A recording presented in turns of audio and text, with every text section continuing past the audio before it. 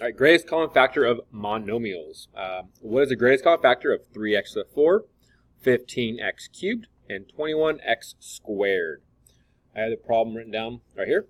So what we want to do, remember a factor is what makes up something when multiplied. So the factors of 3 are 1 times 3, and that's it. 15, count up, so we have 1 and 15, 1 times 15, 2 times nothing, 3 times 5, and then 4 times nothing, and we've gone all the way around, so we know we're done there. And then 21, our factors are 1, 21, 2 does not, 3 times 7, 4 does not, 5 does not, and 6 does not. So the greatest common factor, what is common? Common 1 is always common. 3 is common, and that's it. So that's our greatest common factor is 3.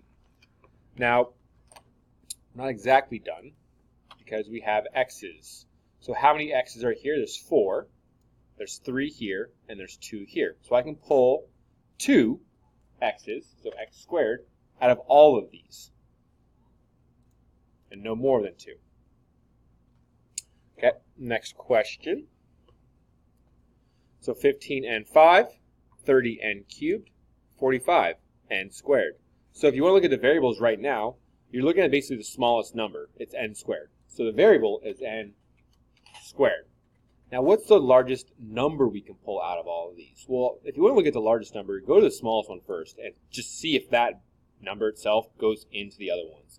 So 15 times 2 is 30. 15 times 3 is 45. So the greatest common factor is 15n squared.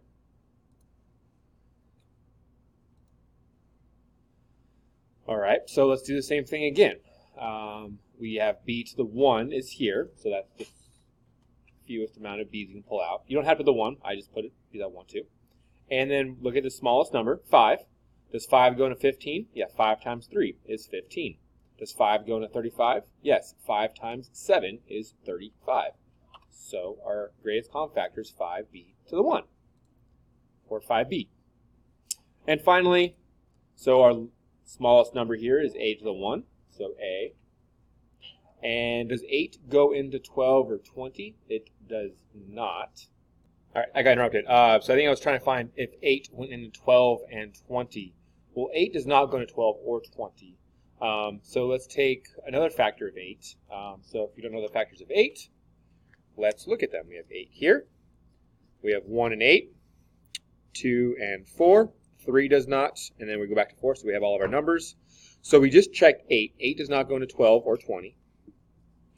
But does 4? 4 times 3 equals 12, and 4 times 5 equals 20. So 4 is our greatest common factor.